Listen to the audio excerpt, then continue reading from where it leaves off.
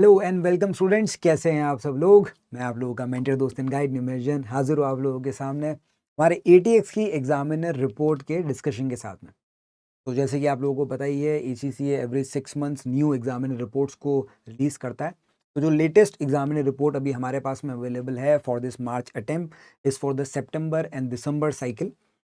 बच्चों, एग्जाम से पहले एग्जामिनर रिपोर्ट को पढ़ना, और सिर्फ एक नहीं मल्टीपल रिपोर्ट्स को पढ़ना इसलिए भी ज़रूरी होता है क्योंकि यहाँ पर आपको एग्जैक्टली पता पड़ता है कि पास्ट अटेम्प्ट्स में किस टाइप के क्वेश्चंस आए और उनमें आपके जो पीयर्स हैं, आपसे जो पहले स्टूडेंट्स आए थे, उन्होंने क्या मिस्टेक्स करी हैं ताकि आपको उनसे लर्न करने का मौका मिले। सेकेंडली, एसीसीए क्लियर वर्ड्स में बताता है कि उनकी क्या एक्सपेक्टेशन है जब भी क्वेश्चन आपके सामने आता है। तो इन टाइप के क्वेश्चंस के एसीसीए की जो रिक्वायरमेंट्स है, अगर आप वो पढ़ोगे सही से, इनके ऊपर जो इनके कमेंट्स है वो पढ़ोगे, तो आपको भी आइडिया रहेगा कि एग्जाम में जब सिमिलर टाइप का क्वेश्चन आपके सामने आएगा तो आपको किन बातों का ध्यान रखना है, क्या बातों किन गलतियों को या किन मिस्टेक्स को आपको अवॉइड करना है ताकि आप मैक्सिमम स्कोर अचीव कर सको। ठीक है साहब, चलिए तो बिना किसी देर के स्टार्ट करते हैं हमारी examiner report, latest examiner report का डिस्कशन। तो ये मैंने आपके सामने ऑफिशियल जो हमारे पास में एडवांस टेक्स्ट की यूके वर्जन की सितंबर दिसंबर 25 की एग्जामिनर रिपोर्ट है, उसको मैंने ओपन कर दिया। हमेशा की तरह 3 क्वेश्चन उन्होंने प्रेजेंट करे हैं, एक सेक्शन ए का 50 मार्क्स का, 2 क्वेश्चन सेक्शन बी के 25 मार्क्स के, जिसमें से एक इंडिविजुअल पे फोकस करता है, एक हमारे कंपनी पे फोकस करता है। सिमिलर टाइप की चीज़ें हैं जैसे अपने को एग्जाम में देखने को मिलती है। ठीक है, एसीसीए के देखो जो बेसिक जनरल कमेंट्स वगैरह हैं, एग्जामिनर कमेंट्स, वो तो देखो बेसिक सी चीज़ें हैं, वो आपको सिर्फ ये बता रहे हैं examiner report should be use in conjunction with the published sample exam which can be found on ACCA practice platform. आप चाहो तो यहाँ से जो एग्ज़ाम है उसको डाउनलोड करके इस एग्जामिनर रिपोर्ट के कमेंट्स को साथ में कंबाइन करके देख सकते हो। In this report the examining team provides constructive guidance on how to answer the questions whilst sharing their observation from the marking process. ठीक है, highlighting the strength and weaknesses of the candidates who attempted these questions. ठीक है, आप भी चाहो तो कह रहे हैं कि ऐसे क्वेश्चंस की प्रैक्टिस करनी है तो आप भी प्रैक्टिस कर सकते हो इस रिपोर्ट के साथ साथ में। और जो मैं बोल दूंगा भी कि आप लोग एक बार मेरे तरफ से जो कमेंट्स का एक्सप्लेनेशन है वो सुन लो, बाद में फिर अपने हिसाब से इस जो आपके पास में पास्ट एग्जाम के क्वेश्चंस वगैरह हैं, सैम्पल एग्जाम वगैरह है, उनको अटेम्प्ट करके देखो और देखो कि आप क्या इन कमेंट्स का ध्यान रख पा रहे हो, इन ऑब्जर्वेशंस का ध्यान रख पा रहे हो। ठीक है, इन्होंने फॉर्मेट के बारे में समझा रखा है, बेसिक चीज़ है। अपने को जो चीज़ ध्यान रखनी है, सेक्शन ए में हमें कम्युनिकेशन को लेकर के एक्स्ट्रा मार्क्स मिलते हैं क्योंकि हमें 10 प्रोफेशनल स्किल्स के जो मार्क्स मिलते हैं सेक्शन ए में 50 मार्क्स के क्वेश्चन में से, उसमें से कम्युनिकेशन एक ऐसा प्रोफेशनल स्किल है जो सिर्फ सेक्शन ए में टेस्ट होता है। सेक्शन बी के अंदर हमें कम्युनिकेशन के ऊपर मार्क्स नहीं मिलते, बाकी ये तीनों प्रोफेशनल स्किल्स के जो पॉइंट है उन पर आपको स्कोर किया जाता है।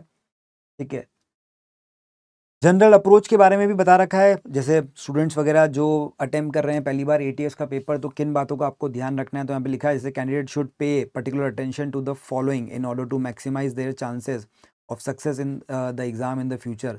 No their stuff, successful candidates are able to demonstrate a good level of accurate knowledge of the UK tax system and its application. This includes knowledge brought forward from UK Tech syllabus. This is extremely important and must not be underestimated. ये चीज़ मैं class में भी बार बार बोलता हूँ, इसलिए class के notes थोड़े ज़्यादा लेंदी हैं क्योंकि उनमें टेक्स्ट के भी जो बेसिक कंसेप्ट है उनको हमने इंक्लूड कर रखा है, सिर्फ एटीएस के एडिशनल पॉइंट्स नहीं है, इसलिए क्लासेस की लेंथ भी ज़्यादा होती है। और मैंने इसलिए बार बार क्लास में बोलता हूँ देखो ये टेक्स्ट का रिविजन है, अब ये पॉइंट एटीएस का इसमें अपन ऐड कर रहे हैं क्योंकि टेक्स्ट की नॉलेज बहुत ज़्यादा इंपॉर्टेंट है, उसके बिना एटीएस का पेपर आप अटेम्प्ट नहीं कर पाओगे। साथ साथ में एसीसीए आपको ये भी गाइड करता है कि आप पुराने पास्ट एग्जाम के पेपर्स को प्लीज़ क्वेश्चंस को प्रैक्टिस करके जाओ ताकि आपको भी ध्यान रहे किस टाइप के क्वेश्चंस आते हैं, उनको किस तरीके से आंसर किया जाता है वगैरह वगैरह। ठीक है, इसके साथ साथ वो ये भी कह रहे हैं कि भाई जब भी आप सेक्शन ए का क्वेश्चन, स्पेसिफिकली सेक्शन ए का क्वेश्चन क्योंकि थोड़ा डिटेल्ड आता है, तो वो कह रहे हैं कि बहुत ही ध्यान से रिक्वायरमेंट्स को फुलफिल करो। Detail task which students are to be performed will be set out in one of the documents. Section A में आपको अलग से रिक्वायरमेंट्स का एक डॉक्यूमेंट मिलता है। Marks are awarded only for satisfying the requirements and not for other information even if it is technically correct. ये भी ध्यान रखना, एक्स्ट्रा इन्फॉर्मेशन के मार्क्स नहीं मिलते, जो काम की इन्फॉर्मेशन है, जो रिक्वायर्ड इन्फॉर्मेशन थी उसी के आपको मार्क्स मिलेंगे। The requirement of each question are carefully worded. Main चीज़ ये वर्ड की है, वो क्या बोल रहा है, वो कैलकुलेट करने को बोल रहा है, एक्सप्लेन करने को बोल रहा है, एडवाइस करने को बोल रहा है, कमेंट आपसे मांग रहा है, जो भी चीज़ें आप उन्हीं एक्शन वर्ड्स के अकॉर्डिंग, कमांड वर्ड्स कहते हैं ये इनको, इन्हीं कमांड वर्ड्स के अकॉर्डिंग अपने आंसर को फ्रेम करना। अगर एक्सप्लेन बोल रहा है, एडवाइस बोल रहा है, तो फिर मतलब थ्योरी ज़्यादा रहेगी, कैलकुलेशन का पार्ट आप शॉर्ट में कर सकते हो। कैलकुलेट बोल रहा है तो फिर प्रॉपर तरीके से आपको कैलकुलेट करना पड़ेगा, उसको फिर आप एक्सेल पे ही सॉल्व करो। अगर बोल रहा है एक्सप्लेन विद सपोर्टिंग कैलकुलेशन, तो फिर आपको थोड़ा एक्सप्लेनेशन और थोड़ी कैलकुलेशंस को साथ में लेके चलना है। इन चीज़ का ध्यान रखना वो क्या बोल रहा है। जैसे रिक्वायरमेंट्स टू एक्सप्लेन और advice requires return element to the answer, perhaps accompanied by supporting calculation, but calculation alone will not suffice। वही कह रहे हैं, जहां पर उसने एक्सप्लेन या एडवाइस के लिए बोला है वहां पे आपने सिर्फ सपोर्टिंग कैलकुलेशन दे दी तो मार्क्स नहीं मिलेंगे। हाँ, अगर कैलकुलेट बोला है, however an instruction to calculate does not require anything more than a clear labeling of the figures, उस केस में आप ब्रीफ नोट वगैरह दे दो तो ठीक, नहीं भी दोगे तो भी काम चल जाएगा। ठीक है। Candidate should also pay attention to any matters which questions instructs them to do not need to cover. कितनी बार वो बोलता भी है कि इसको इग्नोर करो, इस चीज के ऊपर कमेंट मत करो, टाइम वेस्ट मत करो, तो उनका भी आपको ध्यान रखना होता है। ठीक है ना, इस चीज का ध्यान रखें। Pay attention to the number of marks available also, क्योंकि मार्क्स के बेसिस पे भी पता पड़ता है कितना टाइम आपको देना चाहिए, या कितनी ज्यादा आंसर्स में आपको डिटेल में जाना चाहिए। और एक और चीज़ है, please do not provide general explanations और लॉन्ग इंट्रोडक्शंस। अगर उसने कैलकुलेट करने को बोला है तो फिर किसी भी तरह से एक्सप्लेन करने की जरूरत नहीं है, सीधा कैलकुलेशन स्टार्ट करो। कैलकुलेशन प्रॉपर तरीके से होनी चाहिए, अच्छे फॉर्मेट में होनी चाहिए, क्लियर लेबलिंग के साथ होनी चाहिए। जहां जरूरत है वहां पे शॉर्ट नोट वगैरह आप नीचे ब्रीफ में ऐड कर सकते हो, अदरवाइज जरूरत नहीं है। प्लस अगर लिखने को बोला जा रहा है तो लिखने से पहले सोचो कि किस तरीके से आंसर की फ्रेमिंग होनी चाहिए। ठीक है, वही think before you start and manage your time properly, इस चीज का लिए भी उन्होंने बोला है। प्लस अपनी वर्किंग्स को जरूर शो करो। जहां पर भी आप कोई भी कैलकुलेशन परफॉर्म कर रहे हो, इवन इन एक्सप्लेनेशन वाले क्वेश्चन, साइड में वर्किंग जरूर शो करो। ठीक है, अब वर्किंग आप चाहो तो वर्ड डॉक्यूमेंट के अंदर कर सकते हो अगर आप एडवाइस वाले क्वेश्चंस कर रहे हो, या चाहो तो अलग से स्प्रेडशीट में करके अपने आंसर के नीचे लिख सकते हो कि supporting calculations are done in Excel file provided under the point, वो पॉइंट नंबर डाल दो आप। ठीक है, या वर्ड में भी करोगे तो भी काम चल जाएगा। सपोर्टिंग कैलकुलेशन वैसे भी शॉर्ट में होती है, हाँ प्रॉपर फॉर्मेट वाला काम है तो एक्सेल में ही करना है। तो वर्किंग्स को जरूर शो करो। अच्छा, जो स्टूडेंट रीसिट कर रहे हैं, स्पेसिफिकली वो स्टूडेंट जिनका लास्ट टाइम रिजल्ट पॉजिटिव नहीं रहा था, उनके लिए भी देखो एसीसीए ने साफ साफ कुछ कंडीशन, कुछ एक्सप्लेनेशंस दिए हैं। पहला, candidates who are preparing to resit the exam should think about the number of additional marks they need and identify strategy to earn them. For example, identify those areas of syllabus where they are the weakest and work to improve knowledge in those areas. This should include any technical areas brought forward from UK text आपको याद होना चाहिए। Past exam के questions की proper तरीके से practice करके जाओ। Ask themselves where they could improve the way they manage their time. अच्छा, इसमें मैं एक चीज़ ऐड करना चाहूँगा, ये इन्होंने ऐड नहीं करा, बट ठीक है, आप अपना जो आपका पास्ट पेपर था उसमें आपको जो भी चीज़ें याद है कि अच्छा इस टाइप के क्वेश्चंस आए थे, ठीक है, और उनमें आप कैसा स्कोर कर रहे पाए या कितना अच्छा आप सॉल्व कर पाए, वो आप ही को पता होता है। एटलीस्ट इतना तो आपको पता ही होता है कि भाई ये टॉपिक मेरे से सही से हो पाया था, इसमें मैं कॉन्फिडेंट था और इसमें मैं कॉन्फिडेंट नहीं था। तो वैसे टॉपिक्स को आइडेंटिफाई करके उनको जरूर पढ़ के जाओ। ठीक है, and make sure they earn the professional skills marks and they are prepared to address the ethical issues which will be examined. हमें पता ही है एथिक्स का एक क्वेश्चन आने वाली है 5 मार्क्स का, सेक्शन ए में आ जाता है। तो एटलीस्ट जो बेसिक मार्क्स है उनको तो आप जरूर उतनी तैयारी करो कि वो जो आपने लास्ट टाइम हो सकता है फिनिशिंग टचेस जो रह गए हो उनको इस बार ध्यान में रख के जाओ ताकि आपको वो एक्स्ट्रा मार्क्स मिल पाए। ठीक है साहब, स्टार्ट करते हैं साहब। चलिए, क्वेश्चंस क्या क्या दे रखे हैं अपने को। तो पहला जो क्वेश्चन है, स्कॉट वाला एक क्वेश्चन आपके पास में आया था। इसमें 11 मार्क्स की पहली रिक्वायरमेंट थी A1। इसमें आपको बोल रखा था extract from the email from your manager, आपको दे रखा है please carry out the following work. Scott के लिए बोल रखा है prepare notes for us to use on as a basis for discussion prior to the meeting with Scott. The note should cover the following issues. पहला, gift to Liam, the tax implication of the gift to Liam आपको बोल रहा है exhibit 1 में। Calculate the inheritance tax which will be payable as a result of Scott's death on 30th November 2027 in respect of the gift to be made to Liam under each of the two options. You should state any additional assumptions that you have. तो अब देखो, पहले मैं बोला calculate, जब मुझे calculate पढ़ने को मिला तो मुझे इसका मतलब है मुझे यहाँ पे डिटेल एक्सप्लेनेशन देने की जरूरत नहीं है, मेरे को सीधा कैलकुलेशन करनी है कि जो भी 2 ऑप्शन अपने को क्वेश्चन में दे रखे हैं उसके अंदर कितना IHT पेबल होगा। प्लस एक चीज जरूर मुझे लिखने को बोला है उसने बोला you should state any additional assumptions that you have made. अब इन कैलकुलेशंस में, आईएचटी की कैलकुलेशन में कोई अगर अजम्पशन वगैरह आपने लिया है तो उसको जरूर आपको, अब ये क्योंकि स्पेसिफिकली बोला है तो आप क्वेश्चन को सही से पढ़ो और देखो कौन सा ऐसा अजम्पशन है, कौन सा ऐसा अंडरलाइंग पॉइंट है जो आपको अज्यूम करना पड़ेगा। अब ये जो क्वेश्चन है, ठीक है, इसमें पहला पार्ट तो एक्सप्लेन का हो गया, दूसरा बोल रहा है एक्सप्लेन विद सपोर्टिंग कैलकुलेशन। देखो अब यहाँ पे डिफरेंस है, एक्सप्लेन विद सपोर्टिंग कैलकुलेशन का मतलब यहाँ पे एक्सप्लेनेशन जो है वो ज्यादा इंपॉर्टेंट है, और कैलकुलेशन जो है वो मैं वर्किंग नोट के रूप में काम करूंगा तो भी मेरा काम चल जाएगा। मतलब मुझे ये जो आंसर है एक्सप्लेन वाला, इसको मुझे वर्ड में आंसर करना है, ठीक है, और जो कैलकुलेट वाला है वो मैं स्प्रेडशीट में आंसर करूंगा। तो मेरे पास में दोनों चीजें अवेलेबल होती हैं एग्जाम में। तो मैं एक्सप्लेन वाले पार्ट का जो आंसर है वो मैं वर्ड में देना स्टार्ट करूंगा, और कैलकुलेट वाले का मैं स्प्रेडशीट में देना स्टार्ट करूंगा। और वर्ड वाले की जो कैलकुलेशन है, अगर ज़्यादा बड़ी कैलकुलेशन है और आप चाहते हो तो स्प्रेडशीट में कर सकते हो, चाहो तो वर्ड में भी नीचे कैलकुलेट कर लोगे तो भी कोई भी दिक्कत नहीं होगी।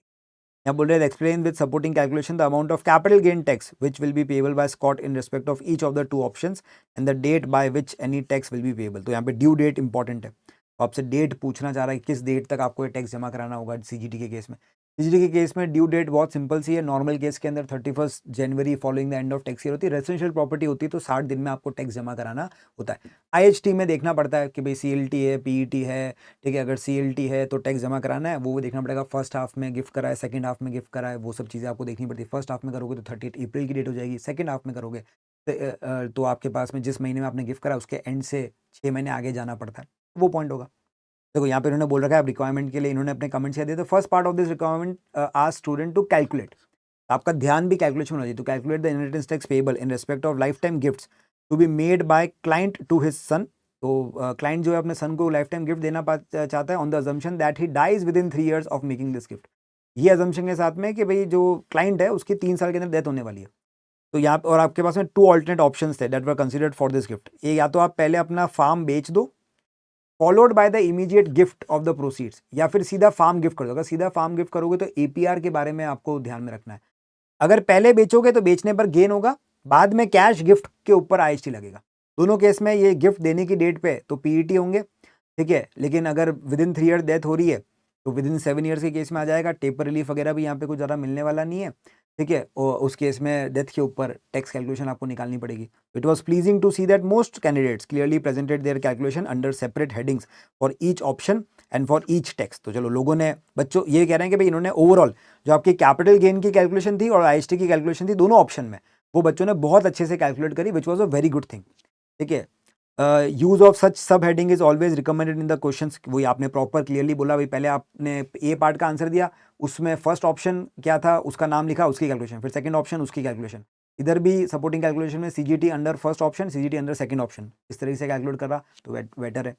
where different alternatives are under consideration to provide structure to the answer and ensure that it follows it is easy to follow for the marker। वही हमें कहते हैं कि भाई अपने जो एग्जाम चेक करे उसके लिए काम आसान करो तो बेटर है, ठीक है ना। In addition candidates who did this were usually able to score an analysis and evaluation marks for their clear consideration of all aspects। वही देखो एनालिसिस और इवेल्युएशन का जो मार्क्स है वो आपको प्रॉपर कैलकुलेशन, जितनी अच्छे से आप कैलकुलेशन को प्रेजेंट करोगे उस पर मिलता है। तो यहाँ पे अगर आपने अच्छे से कैलकुलेशन को प्रेजेंट करा है, क्लियर तरीके से स्ट्रक्चर दिया है, तो एनालिसिस और इवैल्यूएशन का मार्क्स आपको अपने आप मिल जाता है, ठीक है ना।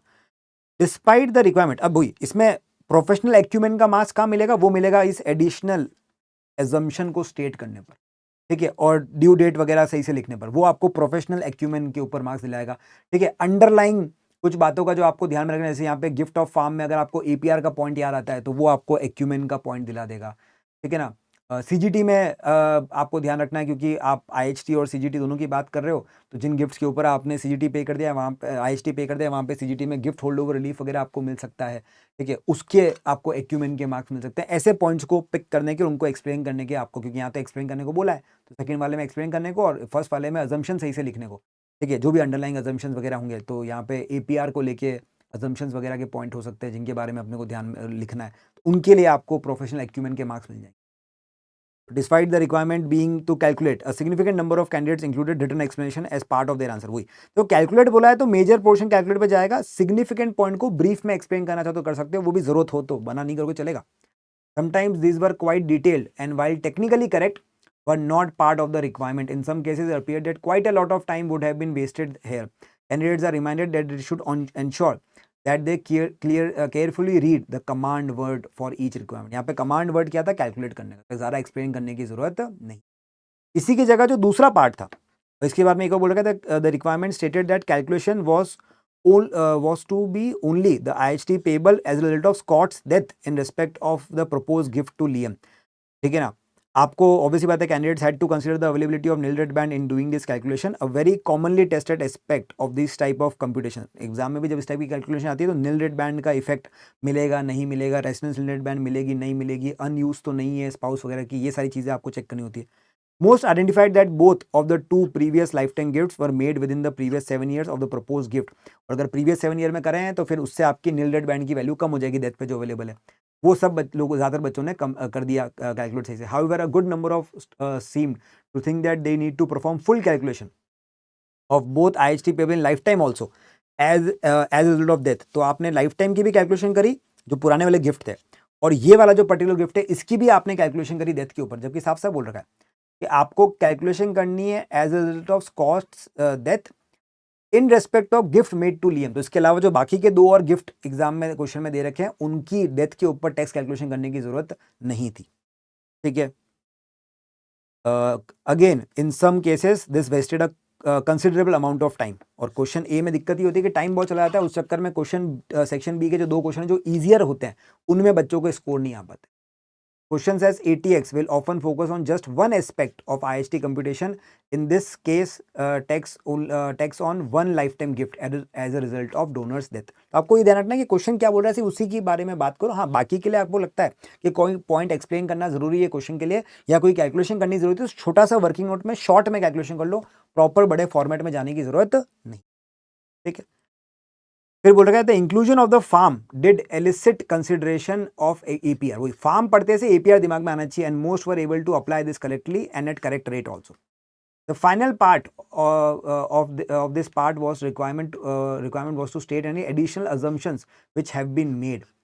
यहाँ पे अब वो कह रहे हैं कि very few candidate provided an answer to this. ज्यादातर बच्चों ने तो इग्नोर कर दिया क्योंकि समझ में नहीं आया क्या। अब देखो एपीआर की बात कर रहे हो आप, गिफ्ट के ऊपर टैक्स निकालने की बात कर रहे हो, तो कुछ तो ऐसे पॉइंट होंगे ना जो आपने माने होंगे कि भाई इन्फॉर्मेशन नहीं दे रखी है क्वेश्चन में क्लियरली, तो भी हम मान लेते हैं कि ऐसे होगा। जैसे एपीआर का पॉइंट है, तो एपीआर के अंदर अपन कहते हैं कि भाई अगर डेथ के केस में आप लाइफ टाइम गिफ्ट पे अगर आप एपीआर क्लेम करना चाह रहे हो और डेथ के केस में वो एपीआर वापस से रिकैलकुलेट होगा ऑन द, और वो तभी मिलता है ऑन द अजम्पशन कि जो प्रॉपर्टी है वो एग्रीकल्चर पर्पस के लिए काम आ रही है और सेम पर्सन ने अभी भी ओन कर रखी है on the date of death.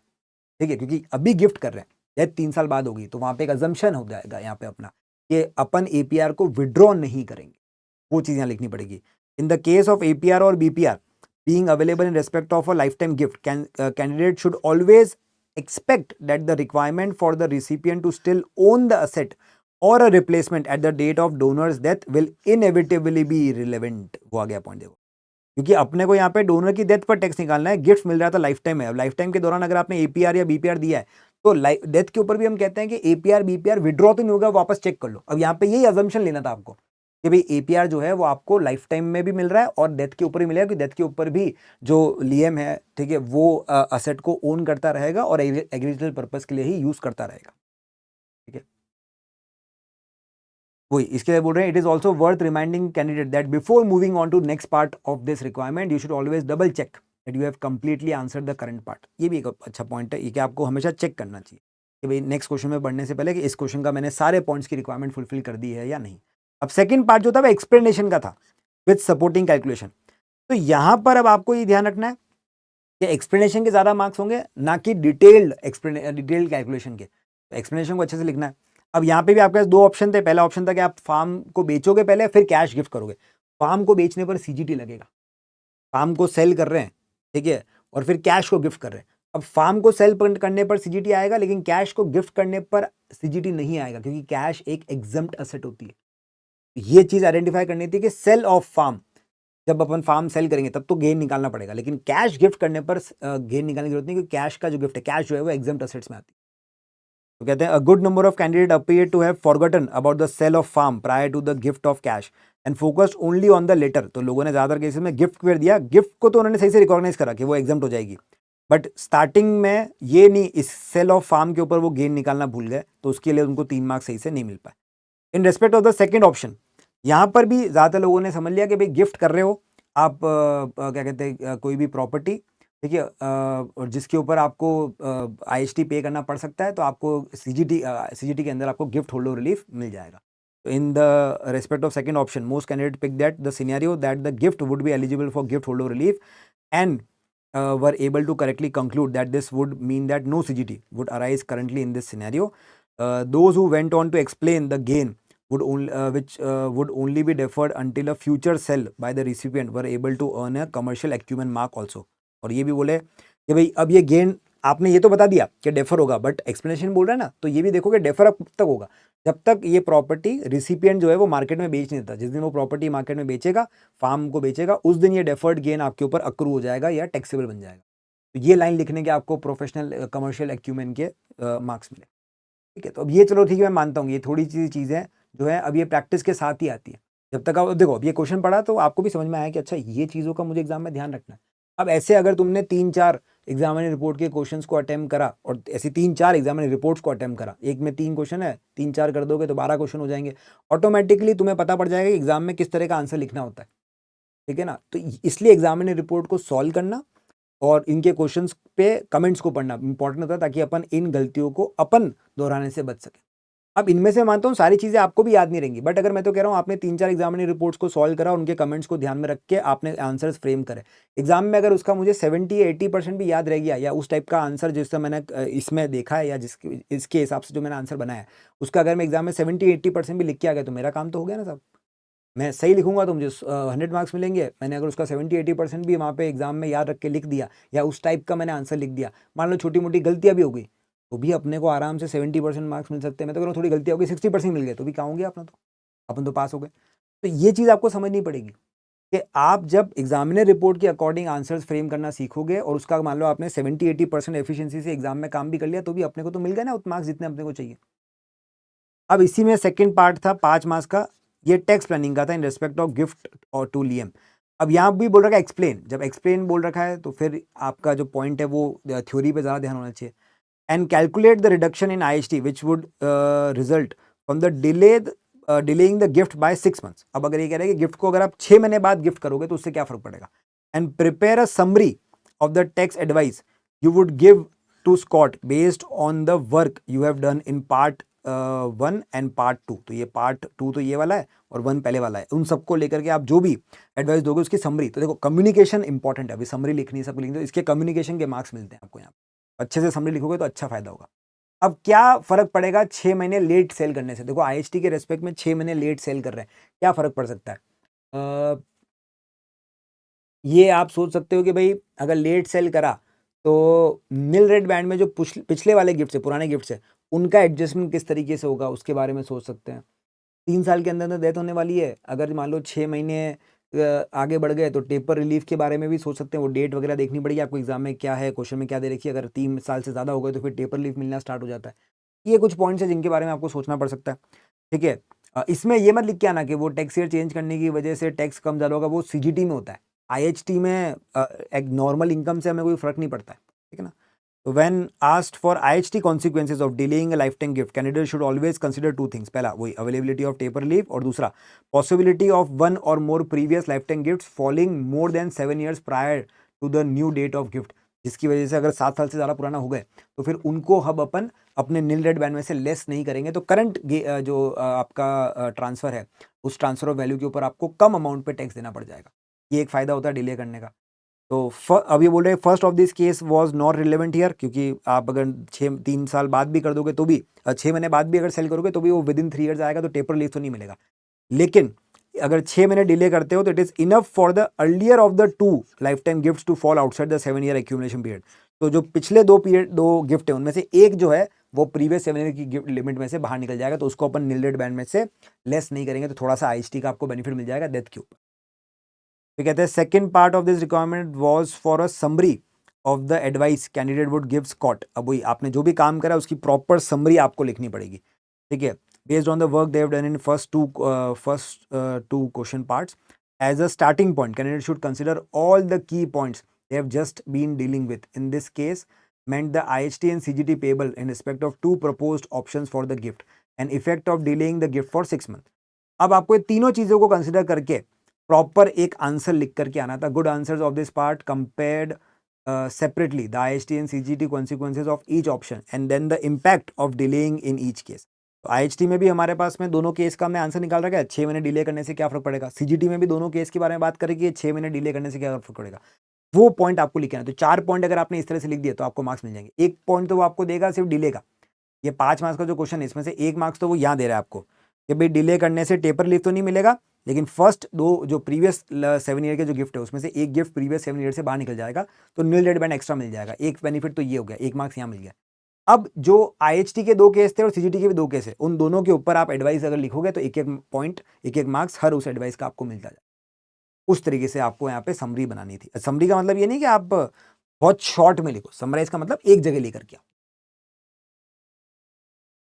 इसके अलावा इसके अंदर अब 7 मार्क्स की एक और रिक्वायरमेंट थी वैट को लेकर के, जो पार्शियल एग्जाम्पशन को लेकर के थी, और वो बोल रहा है provide explanation of the 2 aspects of partial exemptions as requested by Scott. तो स्कॉट ने पार्शियल एग्जाम्पशन को लेकर के आपसे 2 चीजों में क्वेश्चन पूछा है, तो उन्हीं 2 पे आंसर देने की बात करना।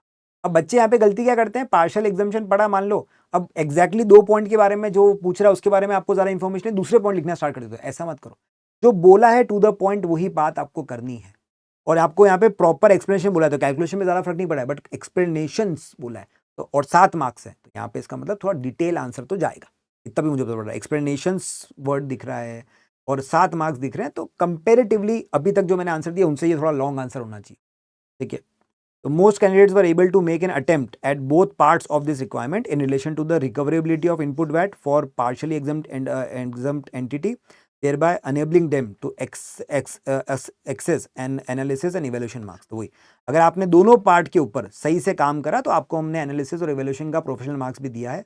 अब यहाँ पे फर्स्ट पार्ट जो था वो बोल रहा है कि required a statement of the rules governing the recoverability of input tax. आपसे पहले जो उसने पूछा था वो पूछा था कि भाई रिकवरेबिलिटी ऑफ इनपुट टैक्स को लेकर के आप मुझे प्रोविजन समझा दो कि कौन से केस में रिकवरेबिलिटी मिलती है, कब नहीं मिलती है। तो good answer here stated simply and concisely the rules relating to goods and services in respect of making taxable supply as oppose to exempt supply. ये हमने अपन ये भी कहते हैं recoverability of input VAT exempt partial exemption के case में कि हम आपको उतनी इनपुट देंगे या इनपुट अलाउ करेंगे ऑन द परचेजेस जो रॉ मटेरियल या जो भी आपने परचेज करी है वो टैक्सेबल सप्लाई को अगर आगे रिकर करने में अगर यूज हुआ है तो आपको इनपुट मिलती है, बट अगर एग्जाम सप्लाई के लिए यूज हुआ है तो फिर इनपुट नहीं मिलती है। ये लाइन लिखने के वो मार्क्स दे रहा है, ठीक है ना। And provide a brief explanation of the partial recovery available in respect of inputs which could not directly be attributed to either type of supply। और ये भी हमने देखा है कि अगर कोई ऐसे गुड्स ऐसे कोई एक्सपेंसेस है जो कॉमन है, थोड़े पार्शियल पे जा रहे हैं, थोड़े एग्जाम के लिए यूज हो रहे हैं, तो फिर वहां पे अपन रेशियो लेके चलते हैं, प्रोपोर्शनेट लेके चलते हैं कि जितना हिस्सा एग्जाम सप्लाई का और जितना हिस्सा आपका टैक्सेबल सप्लाई का, टैक्सेबल सप्लाई जितने हिस्से का आपको इनपुट मिल जाता है, बच्चे को नहीं मिलता है। अब यहाँ पर क्वेश्चन में बोल भी रखा था कि despite the clear instructions do not to explain any expects of de minimis limit, still it was disappointed to see number of students ignored and or had not read this. और फिर उन्होंने अपनी पूरा टाइम भी waste करा, ठीक है, D minimis limit को एक्सप्लेन करने के लिए टाइम भी गया और मार्क्स भी कुछ नहीं मिले। ये काम नहीं करना, टाइम वेस्ट भी हुआ, मार्क्स भी नहीं मिले, क्या फायदा। क्वेश्चन को सही से पढ़ो, जो बोला है उसके बारे में लिखो, उसे एक्स्ट्रा लिखने की जरूरत नहीं है, राम कथा नहीं लिखनी। बीकॉम का आंसर नहीं, मैं क्लास में बार बार बोलता हूँ, बीकॉम का पेपर नहीं दे रहे हो तुम, ना तुम अपने एमबीए का पेपर दे रहे हो, तुम यहाँ पे एक प्रॉपर प्रोफेशनल एग्जाम दे रहे हो, जो पूछा जाए जितना बोला जाए उतना लिख के आना है। Generally the second part of this requirement concerning the application of capital good scheme, और दूसरा उसने पूछा था कैपिटल गुड स्कीम को लेकर के। तो कैपिटल गुड स्कीम के बारे में आपको समझाना है कि भाई कुछ ईयर्स तक हम नजर रखते हैं लैंड एंड बिल्डिंग के केस में, जिनकी वैल्यू 2.5 लाख से ऊपर है उनके ऊपर 10 साल तक नजर रखी जाती है। कंप्यूटर जिनकी वैल्यू 50,000 से ऊपर है उनके ऊपर 5 साल तक नजर रखी जाती है। तो उसके बारे में समझाना था, और यहाँ पे भी सिर्फ बिल्डिंग के बारे में समझाना है, रूल्स ऑफ अ बिल्डिंग। तो बिल्डिंग के पॉइंट लिखो, आपको कंप्यूटर के बाद लिखने की जरूरत ही नहीं है, ठीक है ना। तो has been carried out a few years ago, was done better by most candidates. This topic was this is a topic which is tested regularly in ATX UK exam, and it is pleasing to see that the candidates appear to have practiced similar questions, who were able to produce a clear, competent and calculations in many cases, thereby scoring well for this part। वही अब वही बात है, देखो ये मैंने कहा भी था, वैट के अंदर 3 चीजें सबसे ज्यादा रिपीट होती है, पार्शियल एग्जाम्पशन, ठीक है, आपका ये कैपिटल गुड स्कीम और आपका ऑप्शन टू टैक्स। ये 3 ही नई चीजें हैं, बाकी सब तो टैक्स का रिवीजन है। तो एटीएक्स में 3 नई चीजें, तो इन तीनों में से एक तो एग्जाम में आनी है, इस क्वेश्चन में 2 आ गई, एक्सप्लेनेशन के पॉइंट ऑफ व्यू से है बट दोनों आ गई। पार्शियल एग्जामिशन का पॉइंट भी उसने पूछ लिया और कैपिटल गुड स्कीम भी पूछ लिया, ठीक है, उसकी इच्छा पूछ सकता है। ये 3 पढ़ के जाना, मैंने क्लास में पढ़ाते हुए भी कहा था, ये 3 में से एक तो मिलेगा, ये तो देखो 2 मिल गए, तो एक की तो मैं गारंटी ले रहा था, 2 भी मिल सकते हैं। फिर अपने को पता है कि अपना लास्ट पार्ट हमेशा जो सेक्शन ए का फर्स्ट क्वेश्चन होता है उसका हमेशा लास्ट पार्ट जो है वो आपके एथिक्स के क्वेश्चन में से आएगा। अब इस बार ज़्यादातर केसेस में 2-3 क्वेश्चंस में से एक आधे ही आता है, या तो न्यू क्लाइंट को लेकर के बात करता है या कॉन्फ्लिक्ट ऑफ इंटरेस्ट की बात कर देता है, ठीक है। ये 2 उसके बहुत ही फेवरेट पॉइंट्स हैं। तो कौन सी बातों का आपको ध्यान रखना होता है वाइल ऑनबोर्डिंग अ न्यू क्लाइंट, या कॉन्फ्लिक्ट ऑफ इंटरेस्ट को लेकर के, इन 2 में। और कॉन्फ्लिक्ट ऑफ इंटरेस्ट अगर आप देखोगे तो बहुत ज़्यादा बार रिपीट होता है, इसके आंसर को तो आप अच्छे से पढ़ के जा सकते हो। यहाँ भी उसने बोला explain why it is necessary to consider possible conflict of interest when taking on a new client. अब सीधी सी बात है, कॉन्फ्लिक्ट ऑफ इंटरेस्ट इंपॉर्टेंट है। अगर आपने 2 क्लाइंट को, एक क्लाइंट ऑलरेडी है और एक नए क्लाइंट को ऑनबोर्ड करा, और दोनों कंपीटिंग पार्टी है, ठीक है, दोनों के इंटरेस्ट आपस में कॉन्फ्लिक्टिंग है, तो आप अगर एक की साइड लोगे तो ऑटोमेटिकली दूसरे क्लाइंट का नुकसान कर रहे होगे, और एज अ प्रोफेशनल आप बायस नहीं हो सकते। ये जो कॉन्फ्लिक्ट ऑफ इंटरेस्ट है ये आपके ऑब्जेक्टिविटी के अगेंस्ट चला जाएगा, ठीक है। प्लस कुछ केसेस में ऐसा हो सकता है कि एक पार्टी का फायदा करने के लिए आपको उनको कुछ ऐसी इंफॉर्मेशन शेयर करनी पड़े, या आपके पास में कोई ऐसी इंफॉर्मेशन हो दूसरी पार्टी के बारे में, क्योंकि दोनों के बारे में आप सब जानते हो, आप तो प्रोफेशनल हो उनके लिए, तो आपको तो उनके बारे में सारी चीजें पता होगी, तो हो सकता है कि आप उनसे अनजाने में ऐसी कोई इंफॉर्मेशन शेयर कर दो जो आपको नहीं करनी चाहिए थी। कॉन्फिडेंशियलिटी पे भी थ्रेट आ सकता है। तो कॉन्फ्लिक्ट ऑफ इंटरेस्ट ऑब्जेक्टिविटी पर भी एक क्वेश्चन उठाता है, एंड इन सीवियर केसेस वो आपकी कॉन्फिडेंशियलिटी की रिक्वायरमेंट को भी फुलफिल करने से रोक सकता है। तो 2 फंडामेंटल प्रिंसिपल्स के ऊपर डायरेक्ट इंपैक्ट पड़ता है, इसलिए हम कहते हैं कॉन्फ्लिक्ट ऑफ इंटरेस्ट को जितना हो सके उतना अवॉइड करना चाहिए। और अगर नहीं कर सको तो फिर, वैसे यहाँ पूछा नहीं है, बट अगर वो बोलता कि कैसे अवॉइड करते, तो फिर अपने को पता है सेपरेट दोनों पार्टीज से रिटर्न कंसेंट ले लो, सेपरेट टीम यूज करो, फिजिकल सेपरेशन होना चाहिए, कॉन्फिडेंशियलिटी का एग्रीमेंट साइन करवाओ दोनों पार्टीज से, डॉक्यूमेंट्स वगैरह अलग अलग जगह पर रखो, फिजिकल सेपरेशन होना चाहिए टीम के अंदर, मेक श्योर करो कि एक टीम के पास में दूसरी टीम के जो डॉक्यूमेंट्स है उनका एक्सेस नहीं होना चाहिए। इन चीज़ों का आपको ध्यान रखना होता है, ठीक है। और दूसरा उसने पूछा है in relation to becoming tax advisor to Caron, explain the possible conflict of interest and state the action which he had to take in respect of them। तो वही actions तो मैंने आपको बता ही दिया, तो आपको सिर्फ समझाना है कि पहले तो क्यों इट इज नेसेसरी है पॉसिबल कॉन्फ्लिक्ट ऑफ इंटरेस्ट को देखने के लिए, फिर क्यों कैरन के केस में कॉन्फ्लिक्ट ऑफ इंटरेस्ट आएगा, और कैसे हम क्या एक्शन लेकर के इसको इस कॉन्फ्लिक्ट ऑफ इंटरेस्ट को रिजॉल्व करने के लिए क्या एक्शन ले सकते हैं।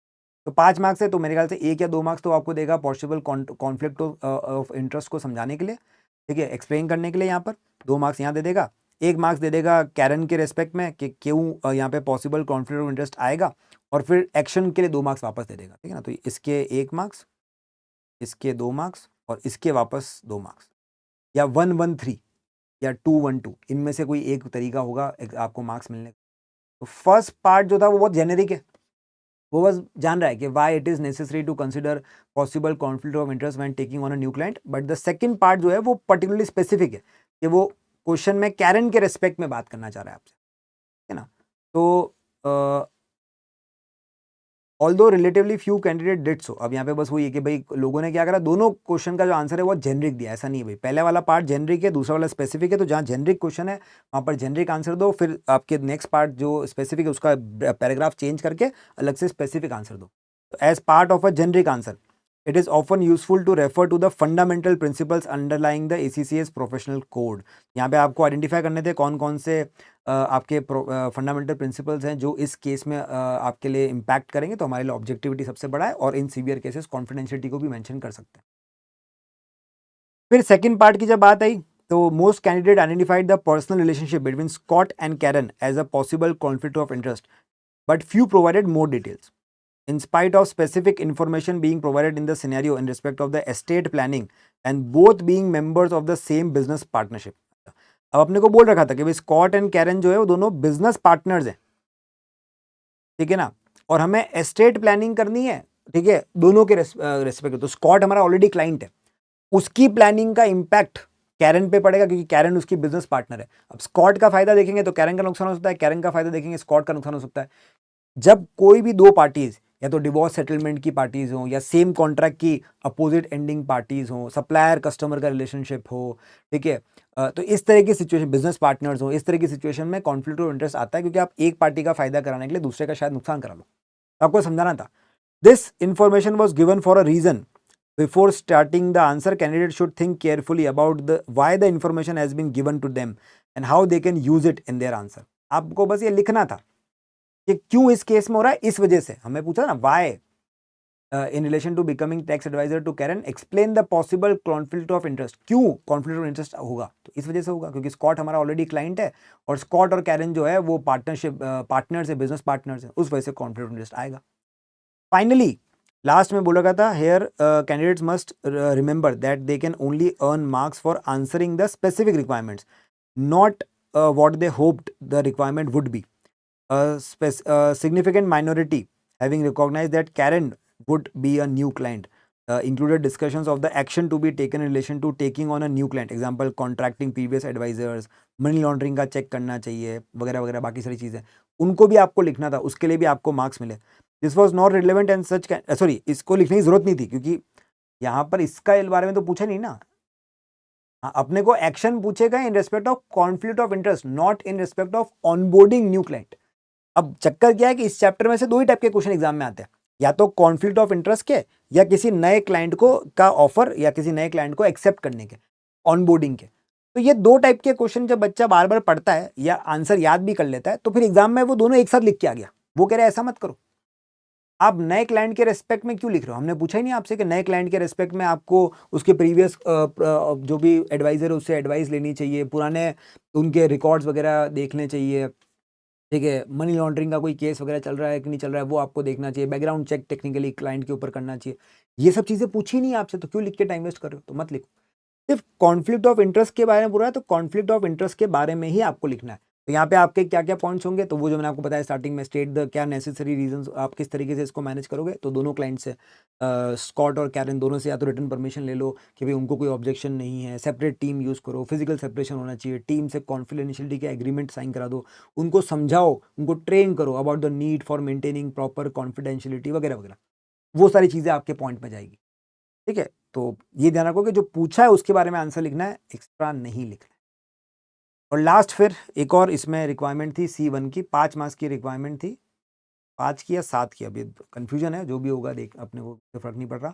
Prepare a memorandum for Karen's client file which cover the following issue. पहला, टैक्सेशन ऑफ पार्टनरशिप इनकम को लेकर के, और यहाँ पे आपको कैलकुलेट करने को बोल रखा है और एक बार एक्सप्लेन. तो पहला कुछ कैलकुलेशन होगा और फिर एक्सप्लेन का होगा.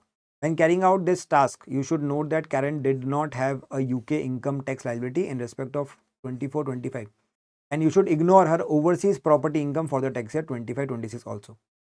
Calculate the total taxes which will be payable by Karen in respect of her income from PAG partnerships for the tax year 25-26. इसमें बोल दिया ओवरसीज इनकम को छोड़ दो, आप तो सिर्फ इस पार्टनरशिप के रेस्पेक्ट में ध्यान रखो. पार्टनरशिप से प्रॉफिट निकालने के लिए हम कहते हैं कि भाई जो भी पार्टनरशिप का जो एग्रीमेंट है उसमें क्या लिखा है उसके अकॉर्डिंग प्रॉफिट्स की शेयरिंग होगी. अगर आपको सैलरी, इंटरेस्ट ऑन कैपिटल कुछ भी मिल रहा है तो आप अपोर्शन तो करोगे, लेकिन टैक्स किस हेड में लगेगा? ट्रेडिंग प्रॉफिट के हेड में ही जाके लगेगा, अलग से सैलरी वगैरह के हेड में जाने की जरूरत नहीं है, ठीक है. तो अपोर्शनमेंट का ध्यान रखना था. और फिर बोला था explain the dates by which taxes you have calculated will be due for payment and comment on Karen's statement regarding payee. तो यहाँ पे अपने को POA के बारे में सोचना पड़ सकता है. पिछले साल का रिलेवेंट अमाउंट क्या है, अगर वो 1000 से ज़्यादा का था, ठीक है, या 80% का अमाउंट पेई के नाम पे जमा नहीं हुआ था, तो करंट ईयर में POA जमा कराना पड़ सकता है. फाइनल सेटलमेंट 31 जनवरी 2026 को जाके होगा. POA जो है, अच्छा sorry, for the tax year 25-26 है, तो जो POA है वो होगा 31 जनवरी 26 का पहला, फिर 31 जुलाई 26 का दूसरा, और फाइनल सेटलमेंट होगा 31 जनवरी 27 का. वो ड्यू डेट वगैरह भी लिखनी है आपको. तो more than half of the marks available for this part of the question were for calculations in respect of the tax payable on income received by someone who is a new partner in the partnership. अब new partner है तो आपका first year जो है date of joining से tax year के and तक गिना जाता है, तो उसके हिसाब से आपको अपोर्शनमेंट करके प्रॉफिट निकालना है. विच वॉज रिक्वायर्ड, अब इसके लिए आपको यूके टैक्स जो पेपर है उसकी नॉलेज की जरूरत थी. Performance was mixed. Most candidate produce an income tax computation including income from partnership, deduction of personal allowance and calculation of income tax liability, but many failed to obtain marks on the actual calculation of the amount. तो बाकी सबने ये सब काम तो करा, but इसमें गलतियां क्या कर दी आपने, कैरन की टैक्सेबल ट्रेडिंग इनकम ही गलत निकाल दी। पार्टनरशिप से इनकम में अपोर्शनमेंट का ध्यान रखना होता है। यहाँ पे बच्चों ने गलती क्या करी, the main error for failing to deduct the partner salary from the partnership trading profit before calculating Karen share and failure to recognize that her salary would not be taxed as employment income but part of the share of profit from the partnership and therefore taxed as trading income। जो मैंने आपको बोला, main तो आपको अपॉर्चमेंट का ध्यान रखना है, किस तरीके से अपॉर्चमेंट होता है, वो यहाँ पे गलती करी ये बोल रहे हैं।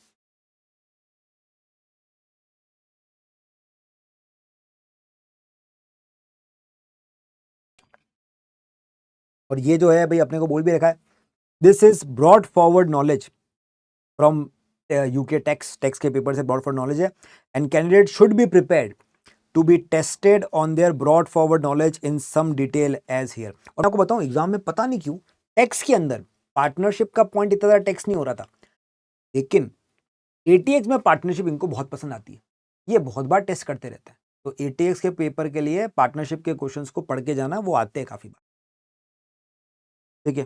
फिर द रेफरेंस टू टैक्सेस आई plural in this requirement should have been alerted. अच्छा यहाँ पे पढ़ो ध्यान से, तो यहाँ पे कैलकुलेट टोटल टैक्सेस लिखा था, ठीक है। तो एनआईसी के बारे में सोचने की जरूरत थी फिर आपको, ठीक है। आपको यहाँ पे क्लास 4 का एनआईसी वगैरह दूसरी इनकम है तो क्लास 1 वगैरह के बारे में सोचना जरूरी था, ठीक है, वो ध्यान रखना है। फिर the second part of this requirement was surprisingly ignored और barely attempted by a good number of student. क्यों, डेट तो लिखनी थी, प्रिसाइज डेट आपकी 31 जनवरी 27 की, और पिछले साल की इनकम टैक्स और एनआईसी की लायबिलिटी दे रखी है, उसके हिसाब से पीओए के बारे में आप बातचीत कर सकते हो, ये आपको थोड़ा सा ध्यान रखना था, ठीक है।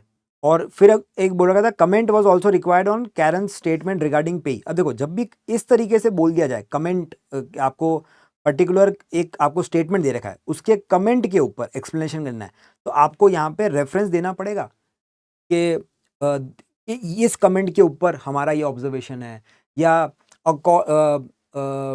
As per the statement made by Karen in the question, ठीक है, the following are are observation या following thing should be noted, ठीक है ना। कुछ ऐसा रेफरेंस देना पड़ेगा आपको ताकि एग्जामिनर को पता पड़े कि आप उस कमेंट की बात कर रहे हो, या डायरेक्टली हेडिंग डाल दो, ठीक है, कमेंट ऑफ कैरन रिगार्डिंग पे, और फिर उसका आंसर लिख लो ताकि उसको पता पड़े ना, कुछ कुछ हिंट होना चाहिए, वो टेक्निकली कह रहे हैं। जैसे यहाँ पे आप लैंग्वेज ऐसे लिख सकते हो, with reference to the comment made by Karen और something similar will help to flag this up. वही आपने आंसर लिखा बट पैराग्राफ में मिसमैच कर दिया तो कैसे काम मिलेगा, आपको प्रॉपर तरीके से एड्रेस करना पड़ेगा इस चीज को कि भाई हम इस कमेंट के रेफरेंस में आपको आंसर दे रहे हैं, ठीक है ना। अब जब वो बोल रहा है तो मुझे इसको इंक्लूड करना पड़ेगा।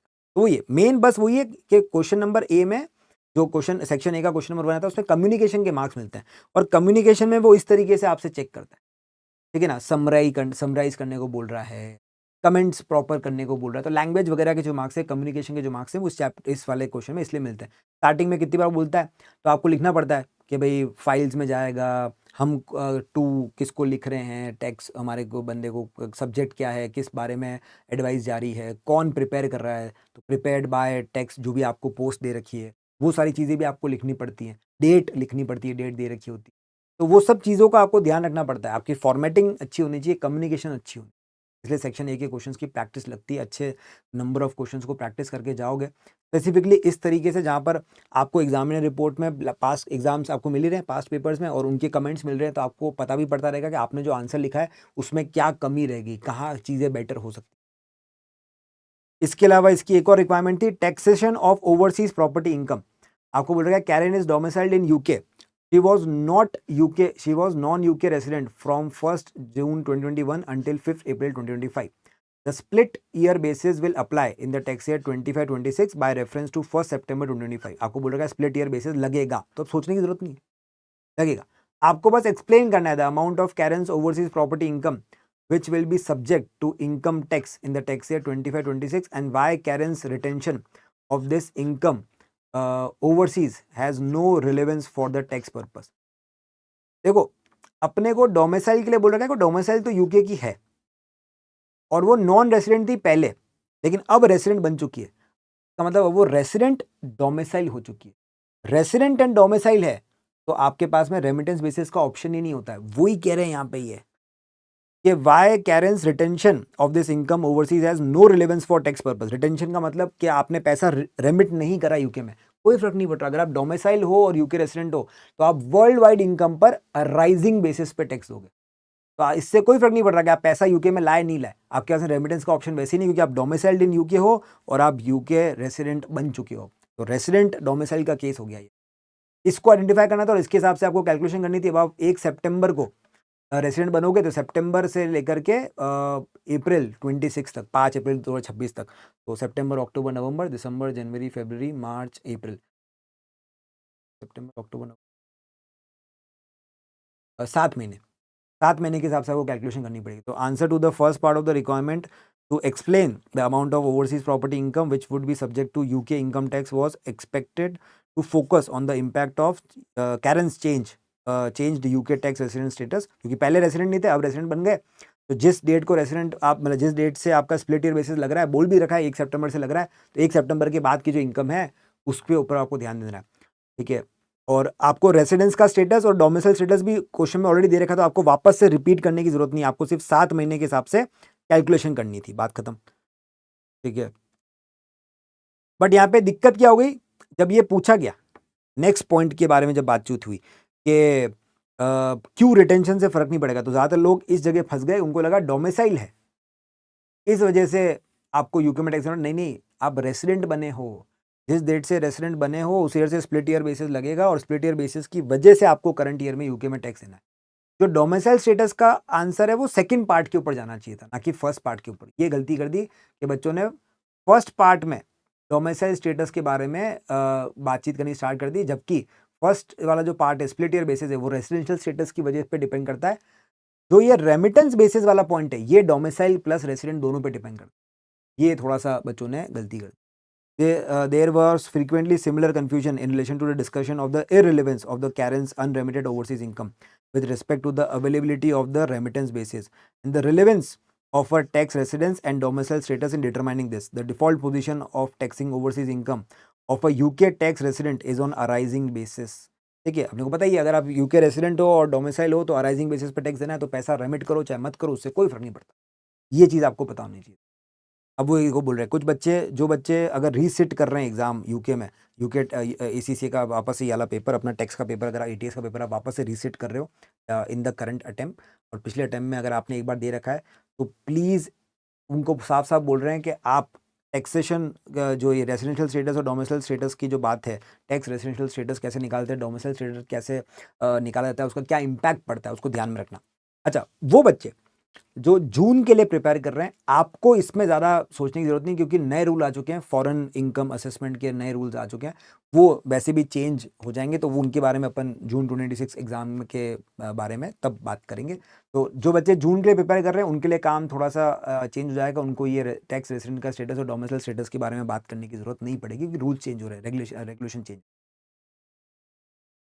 अब इसमें प्रोफेशनल स्किल मार्क्स के लिए उन्होंने अपना ऑब्जर्वेशन दे रखे हैं कि भाई देखो, आपको अगर प्रोफेशनल स्किल्स चाहिए तो आपको एक तो क्लियर फॉर्मेट फुलफिल करना चाहिए, स्टाइल और लैंग्वेज की क्लैरिटी होनी चाहिए, अप्रोप्रिएट यूज़ होना चाहिए, अवेलेबल टूल स्प्रेडशीट और वर्ड में सही से आंसर हो, इफेक्टिवली कम्युनिकेट करना है, जितनी इन्फॉर्मेशन बोली राम कथा नहीं लिखनी है, और वही स्पेसिफिक इंस्ट्रक्शंस को एडेयर करना है, एडेरेंस टू स्पेसिफिक इंस्ट्रक्शन, जो बोला है वो काम करना है। इन चीज़ों का ध्यान रखोगे तो ही आप सही से आंसर कर पाओगे, तभी सही से चीज़ों को आप क्या कहते हैं स्कोर कर पाओगे। तो it is important for candidate to bear in mind the 2 key points when addressing section A questions. Firstly, the explanation provided should be concise but not comprehensive enough to be understood by the intended user। तो बहुत ज़्यादा राम कथा लिखने से नहीं, concise वे में काम करो, बट इतना हो जिससे सामने वाले को, पढ़ने वाले को समझ में आ जाए।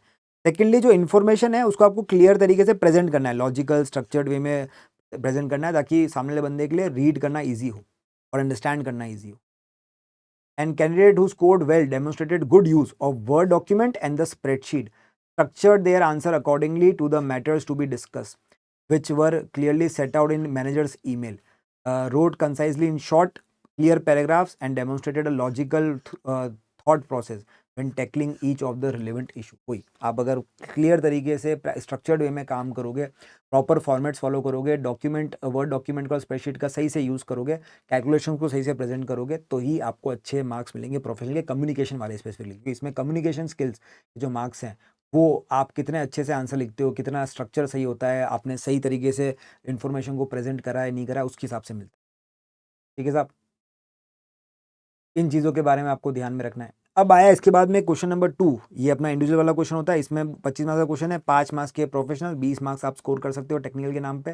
पहला 7 मार्क्स की रिक्वायरमेंट थी, यहाँ आपको सीधा बोला एक्सप्लेन विद सपोर्टिंग कैलकुलेशन। देखो एक्सप्लेन करना है मतलब लिखना है, तो वर्ड में आंसर जाएगा। सपोर्टिंग कैलकुलेशन अगर ज़्यादा है तो मैं एक्सेल में कर सकता हूँ, अदरवाइज मैं इसको भी वर्ड में कर सकता हूँ। The impact of total amount of tax payable by both Freya and Koa Limited if on 31st March 2026 Koa Limited pays Freya either a bonus of 20,000 gross or a dividend of 20,000 gross. Ignore the employment allowance, ये भी बोल दिया। तो जब आप class 1 NIC calculate करोगे bonus के ऊपर एम्प्लॉयर वाला, तो उसमें एम्प्लॉयमेंट अलाउंस को इग्नोर करना है, बोल रखा है।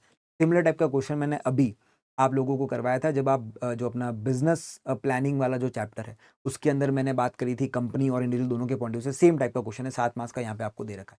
आपको क्लियरली बताना है कि भाई फ्रेया के ऊपर बोनस का क्या इंपैक्ट होगा, कितना टैक्स, कितना एनआईसी बनेगा, कंपनी के ऊपर क्या डिडक्शन मिलेगा, कितना क्लास वन का एनआईसी बनेगा, कितना टैक्स उनको पे करना पड़ेगा। डिविडेंड के केस में कंपनी को रिडक्शन मिलेगा नहीं, तो कंपनी का कॉर्पोरेशन टैक्स थोड़ा सा ज़्यादा आएगा, ठीक है, लेकिन और इंडिविजुअल को फ्रेया को जो मिलेगी उसमें आपको डिविडेंड रिलेटेड बैंड और जो रेट है उसका आपको ध्यान रखना है किस रेट पे टैक्स निकालना है। तो दोनों की आपको क्लियर कैलकुलेशन करनी है। ये कैलकुलेशन तो आपको क्लियर कट है, इसमें कोई दिक्कत वाली बात नहीं है। लेकिन क्वेश्चन बोल रहे हैं performance on this question part was mixed with many candidates picking up most if not all of the marks for the calculation but not necessarily the marks for explanation। ये एक्सप्लेनेशन आपने सही से दी नहीं, बच्चों को लगा कैलकुलेट करना है, अरे एक्सप्लेन करना है विद सपोर्टिंग कैलकुलेशन, तो कैलकुलेशन मेजर पार्ट नहीं, एक्सप्लेनेशन मेजर पार्ट है। Candidates are advised to spend a few moments clearly reading the requirement for each part before starting to answer it। बच्चों ने यहाँ पे वही गलती कर दी होगी कि ज़्यादातर बच्चे जो है वो क्लियर कट बस चीज़ों को सही से पढ़ नहीं रहे हैं, उन्होंने कैलकुलेशन वर्ड पढ़ा, कैलकुलेशन करके छोड़ दिया, जबकि एक्सप्लेनेशन की बात है।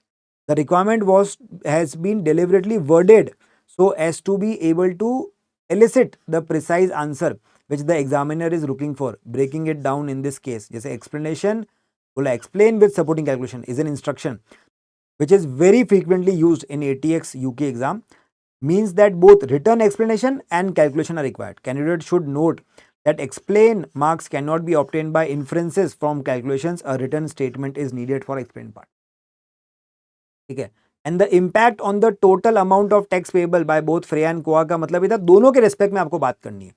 Two things, firstly the reference to the impact in respect of tax payable means that candidate needs to calculate whether there is a tax saving or additional tax payable as a result of the payment of bonus or alternatively a dividend। Secondly, this needs to be done for both Freya and Koa, दोनों के आपसे करना था। Few candidates went as far as to calculate total payable by both parties। It is important to ensure that precise requirement is addressed and this is frequently rewarded with an analysis and evaluation marks as it was there। वही अब आपने दोनों के लिए अगर निकाला total tax payable by both parties, उसके हिसाब से आपने दोनों की सिचुएशन को कंपेयर करा, which is a very good thing. आप यहाँ पे एक स्टेप आगे मतलब वही जो रिक्वायरमेंट है उसके हिसाब से आंसर करो और सही से क्लियर एक्सप्लेनेशन के साथ में आंसर करोगे तो ही मार्क्स मिलेंगे। अगर सिर्फ कैलकुलेशन कर दी और एक्सप्लेन नहीं करा तो मार्क्स पूरे नहीं दिए जाएंगे, ये बोल रहे हैं आपको।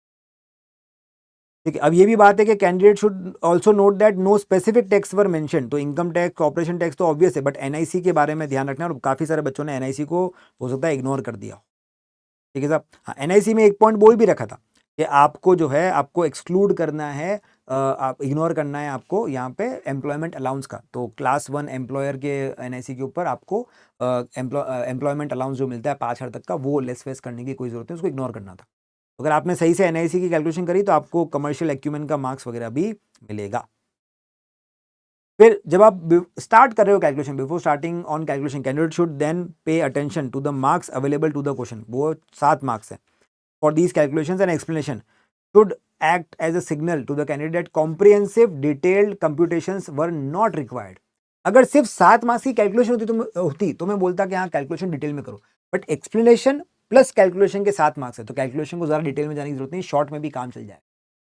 तो candidate should therefore consider taking a marginal approach. आप सिर्फ एडिशनल इनकम पे टैक्स निकाल के भी काम कर सकते थे, ठीक है ना। तो आपको जैसे बोला गया था फ्रेया की सैलरी ऑलरेडी है, अब बोनस और डिविडेंड आएगा 20,000 का, ठीक है, और कंपनी के प्रॉफिट 80,000 थे। तो अब दोनों केस में कितना टैक्स लगेगा, कितना टैक्स सेव होगा, वो सब आप डायरेक्टली भी कैलकुलेट कर सकते थे, शॉर्टकट से करते तो भी चलेगा। हाँ ठीक है, अगर शॉर्टकट से नहीं आता तो भी कह रहा है candidates who produce full income tax and corporation tax calculation showing the position both before and after payment of each of the bonus and dividend were able to score full marks here. But इसमें time ज़्यादा लगा होगा। तो जो बच्चे अगर इस approach से चलेंगे तो भी मार्क्स तो पूरे मिलेंगे आपको, लेकिन मार्जिनल अप्रोच से टाइम बचेगा और उसमें भी आपको मार्क्स मिल जाएंगे। बस मार्जिनल अप्रोच के लिए ऑब्वियस सी बात है, आपको थोड़ा सा दिमाग ज़्यादा लगाना पड़ेगा, कैलकुलेशंस आपकी स्ट्रांग होनी चाहिए। अगर कैलकुलेशन स्ट्रांग है, आपके कंसेप्ट स्ट्रांग है, तो मार्जिनल अप्रोच आप लेके चल सकते हो। सिर्फ एडिशनल इनकम के ऊपर टैक्स निकालने के बारे में सोच सकते हो। जहाँ डाउट लगे वहाँ पे इस अप्रोच पे जा सकते हो, वहाँ पे आपको पूरे मार्क्स तो मिल ही जाएंगे। ठीक है साहब। इसी क्वेश्चन की सेकंड रिक्वायरमेंट थी, ये भी 7 मार्क्स की। यहाँ बोल रखा है on the assumption that Freya will be paid additional 20,000 on 31 March as dividend. अब ये बोल दिया कि आप डिविडेंड पे करने वाले हो। अब फिर से बोला एक्सप्लेन विद सपोर्टिंग कैलकुलेशन, फिर वापस से एक्सप्लेन करना है विद सपोर्टिंग कैलकुलेशन। तो कैलकुलेशन कम होनी चाहिए, एक्सप्लेनेशन का पार्ट भी होगा, तो ज़्यादा डिटेल कैलकुलेशन नहीं भी होगी तो काम चल जाएगा। The maximum amount that Freya can pay into our personal pension scheme in the tax year 25-26 which will qualify for tax relief and why it will not give rise to an annual allowance charge।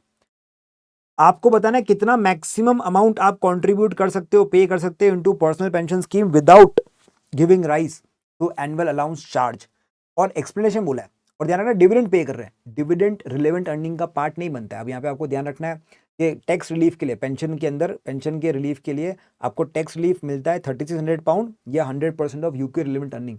और UK relevant earning में salary include होती है, employment की income मतलब trading profit होते हैं, एफएचएल के profit होते हैं, लेकिन डिविडेंड इनकम नहीं होती। तो यहाँ पे डिविडेंड इनकम अगर आप पे कर रहे हो 20,000 की, तो वो आपके टैक्स रिलीफ की रिलेवेंट अर्निंग में तो इंक्लूड नहीं होगी। फिर यहाँ पे एनुअल अलाउंस चार्ज क्यों नहीं लगेगा ये भी समझाना है। तो उसके लिए आपको पहले कितना एनुअल अलाउंस की लिमिट है, उसमें करंट ईयर की लिमिट, प्रीवियस ईयर की जो अनयूज लिमिट है, वो सब आपको इंक्लूड करके देखनी है, उसके हिसाब से कैलकुलेशन करनी है। प्लस क्योंकि यहाँ पे ऑलरेडी आपको सैलरी मिल रही थी, तो आपके बिहाफ पे जो एम्प्लॉयर है, जो कंपनी है, वो जितना आपके बिहाफ पे जो ओपीएस में कंट्रीब्यूशन जा रहा है, उसको भी आपको कंसीडर करना होता है। क्योंकि टोटल कंट्रीब्यूशन जो है ओपीएस पीपीएस सब मिला करके, वो हमारी एनुअल अलाउंस की लिमिट को क्रॉस नहीं करना चाहिए for avoiding annual allowance charge, उसका आपको ध्यान रखना था। तो this part of the question was answered quite well by many candidates who picked up from the requirement that they needed to consider the annual allowance available in respect of pension contribution. Most of these provided accurate calculations of the amount of annual allowance available, including unused brought forward, जितना भी amount unused है, brought forward amount है annual allowance का, वो सब आपने ले लिया, and taking account of contributions by Freya's employer भी आपने ध्यान रखा। However in a good number of cases they were not accompanied by required explanation. अच्छा, बच्चों ने गलती यही करी, वही कैलकुलेशन तो कर ली बट एक्सप्लेनेशन देना भूल गए, फिर वही मार्क्स कम मिले। जब एक्सप्लेनेशन दे रखा है, एक्सप्लेन बोल रखा है और एक्सप्लेन पहले, तो आपको एक्सप्लेनेशन का मार्क्स ज्यादा मिलेंगे, सिर्फ कैलकुलेशन से पूरे मार्क्स नहीं मिलेंगे। वो ये चीज कह रहे हैं, तो वो जिन्होंने सिर्फ कैलकुलेशन करी उनको पूरे मार्क्स मिले ही नहीं, आधे मार्क्स जो एक्सप्लेनेशन के थे वो आपके हाथ से छूट गए। ये आपको ध्यान रखना है।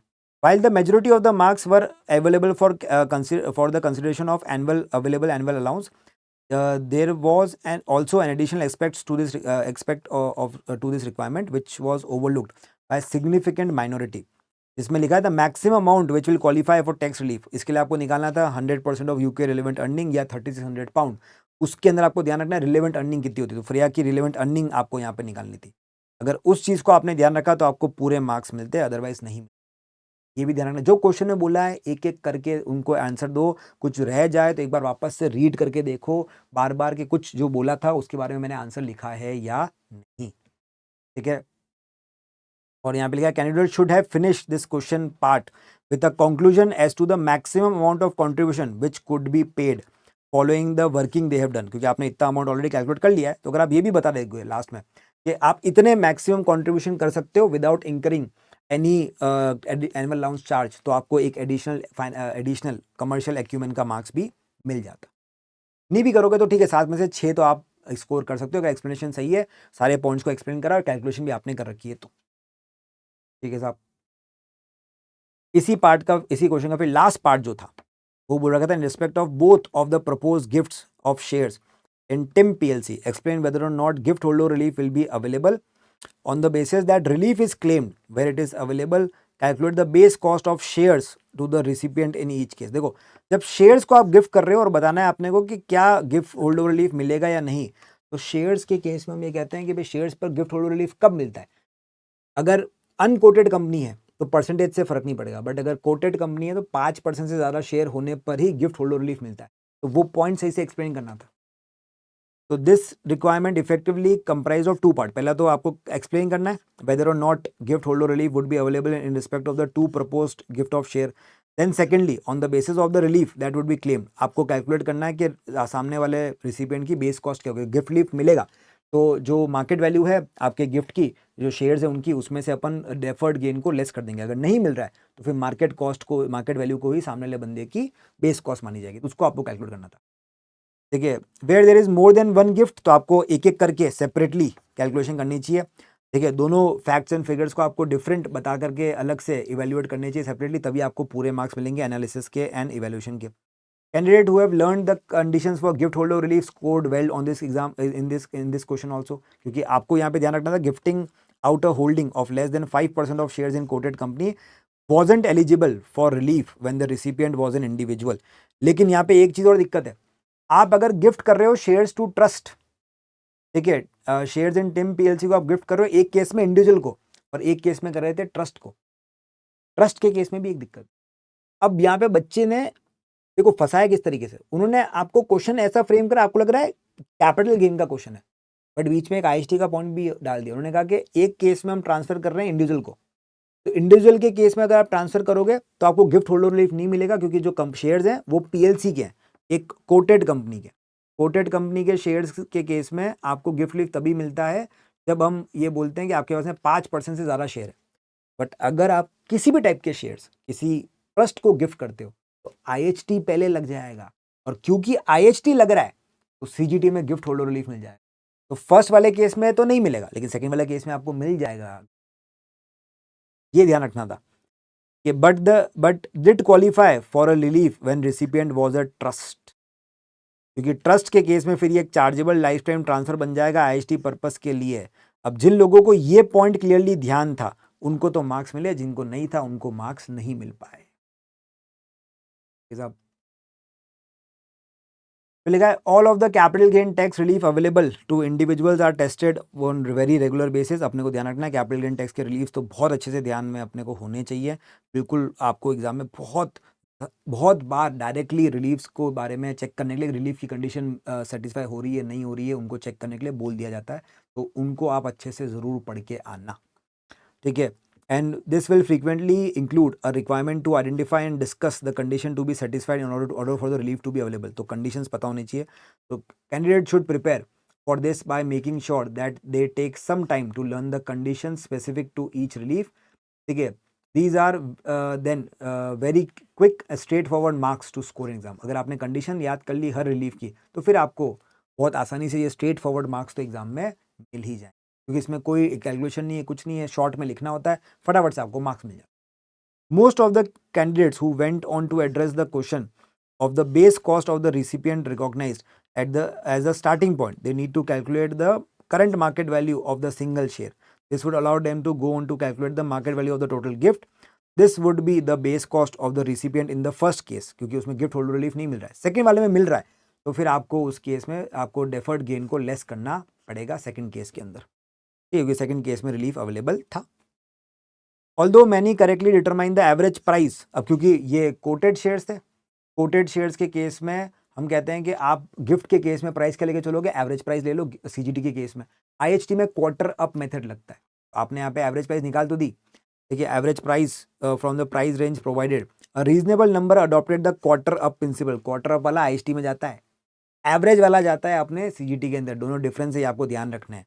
As gift of asset are frequently tested at ATX UK in both taxes, it is important that candidate should learn carefully the different valuation rules applicable in each case। Different valuation rules के ऊपर भी आपको ध्यान रखना चाहिए, ठीक है। ये आपका क्वेश्चन नंबर 2 था।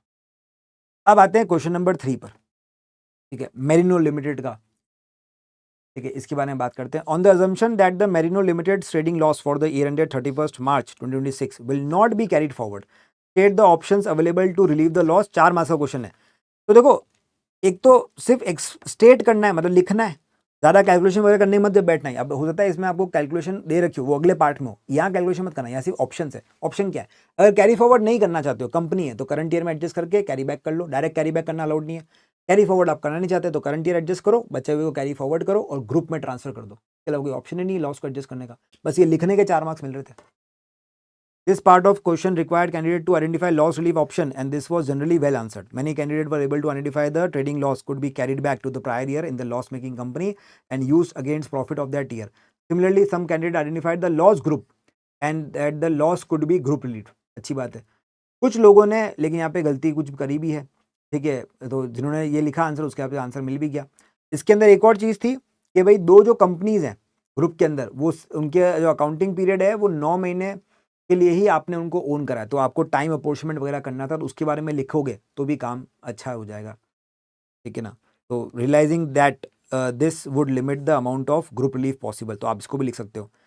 The requirement specifically stated that the loss would not be carried forward, but a minority of students still discuss this as an option. लेकिन इसका कोई मार्क्स तो मिला नहीं आपको, वेस्टिंग देयर वैल्यूएबल टाइम. तो वही जो बोला जाए, जो इंस्ट्रक्शन दे रखे हैं उनको आप ध्यान से देखना है. बोल दिया कैरी फॉरवर्ड नहीं करना है, तो दो ही ऑप्शन है. अब करंट ईयर में जिसके कैरी बैक करेंगे और ग्रुप में ट्रांसफर कर देंगे.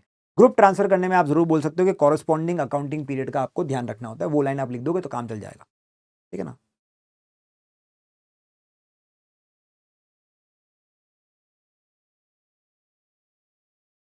अच्छा, अब इसमें ये समझाने मत बैठना कि सर लॉस ग्रुप में लॉस रिलीफ मिलता है, इट इज क्या कहते हैं lower of amount of loss available to surrendering company and amount of profit TTP available to claimant company. वो समझाने की जरूरत नहीं है.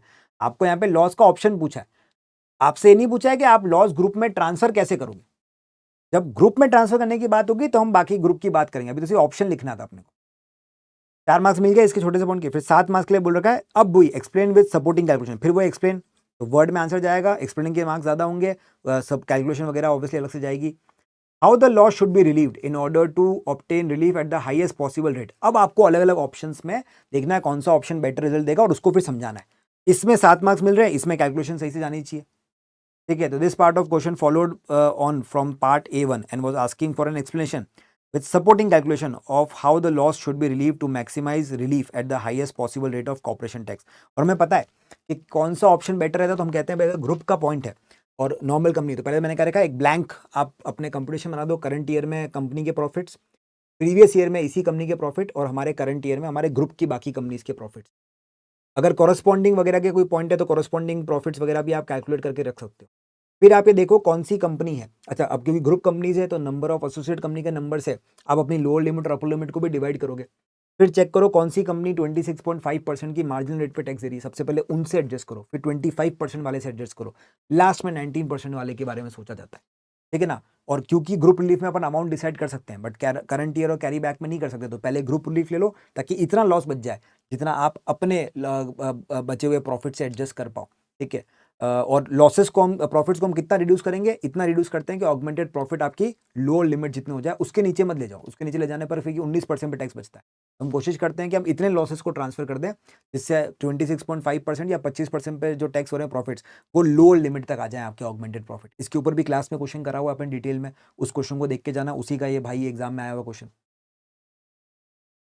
तो इन ऑर्डर टू कैलकुलेट वही what rate the rate of tax a company is paying, जो company के प्रॉफिट्स हैं उनको आपको अपने एप्लीकेबल लोअर और अपर लिमिट से चेक करना पड़ेगा.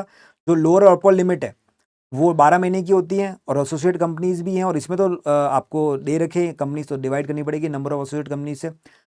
एक कंपनी के पास है has bought another company in current year, so has gone from having no associates in prior year to having one associate company in the current year. तो आपको divide by 2 करनी थी लिमिट को, बट कुछ candidates ने lots of candidate ने यहाँ पे गलती करी. अब इसकी वजह एक लॉजिक ये भी होता है, इतनी बार बच्चे ये कंफ्यूज हो जाते हैं कि लार्ज कंपनी की जब कंडीशन आती है तो वहां पर ऑगमेंटेड प्रॉफिट्स को डिवाइड करना होता है नंबर ऑफ सॉरी आपकी जो 1.5 मिलियन की ऑगमेंटेड प्रॉफिट्स की लिमिट है उसको आपको डिवाइड करना होता है नंबर ऑफ एसोसिएट कंपनी से, लेकिन उसमें अपन प्रीवियस ईयर के एंड का नंबर लेते हैं. लेकिन जब कॉर्पोरेशन टैक्स पेबल की बात होती है तो करंट ईयर का नंबर लेना पड़ता है. अब बच्चे यहाँ पे ये गलती कर जाते हैं कि करंट ईयर के नंबर की जगह प्रीवियस ईयर का नंबर उन्होंने ले लिया होगा. ध्यान रखना इंस्टॉलमेंट्स का अगर केस हो, पेमेंट बाय इंस्टॉलमेंट्स चेक करनी हो कंपनी को इंस्टॉलमेंट पेमेंट करनी है या नहीं करनी है, उसमें 1.5 मिलियन की जो लिमिट है अगर उससे ज्यादा ऑगमेंटेड प्रॉफिट होता है तो हम कहते हैं आप लार्ज कंपनी हो. उस लिमिट के लिए प्रीवियस ईयर के एंड पे जितनी भी नंबर ऑफ एसोसिएट कंपनी है उनको चेक किया जाता है. लेकिन यहीं पे अगर आप चेक करना चाहते हो अपने टैक्स ऑगमेंटेड प्रॉफिट्स को कंपेयर कर रहे हो स्टैट्यूटरी लिमिट से ताकि कॉर्पोरेशन टैक्स की रेट निकाल सको, तो उसमें करंट ईयर की लिमिट लेनी होती है. तो कोई भी कंपनी इसको करंट ईयर में खरीदा वो भी इंक्लूड होगी और जिसको बेचा करंट ईयर में उसको भी करंट ईयर में तो इंक्लूड करके रखेंगे, ये ध्यान रखना. फिर डॉर्मेंट कंपनी को इंक्लूड नहीं करते, ओवरसीज कंपनी को भी इंक्लूड कर देते हैं, ठीक है. यहाँ ये गलती कर दी। As such candidate should have half the limit of the current year, divide by 2 करना है। Lots of candidate fail to consider associate companies and so did not obtain the technical and professional marks for this point. ये चीज़ का आपको ध्यान रखना है भाई, एसोसिएट कंपनीज का इसमें। उसके साथ साथ में अब आप जब ग्रुप में रिलीफ दोगे तो आपको टाइम अपोर्शनमेंट का भी ध्यान रखना पड़ेगा। सरेंडरिंग कंपनी के लॉसेस को भी प्रोरेट करना है और क्लेमेंट कंपनी के प्रॉफिट्स को भी प्रोरेट करना है।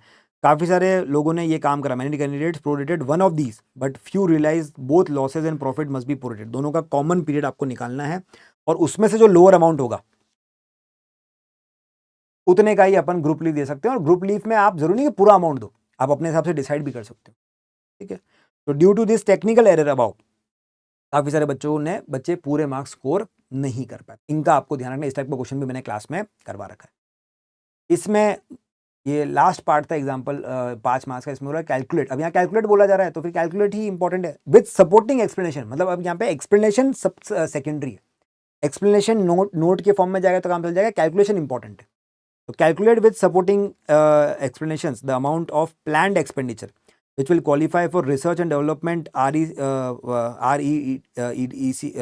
credit, मतलब research and development expenditure credit के लिए qualify करेगा। and explain how this relief will be given in Merino Companies Limited tax corporation tax computation for the year end। अब देखो आपको कैलकुलेट नहीं करना, आपको सिर्फ एक्सप्लेन करना था। तो एक्सप्लेनेशन तो बहुत सिंपल है।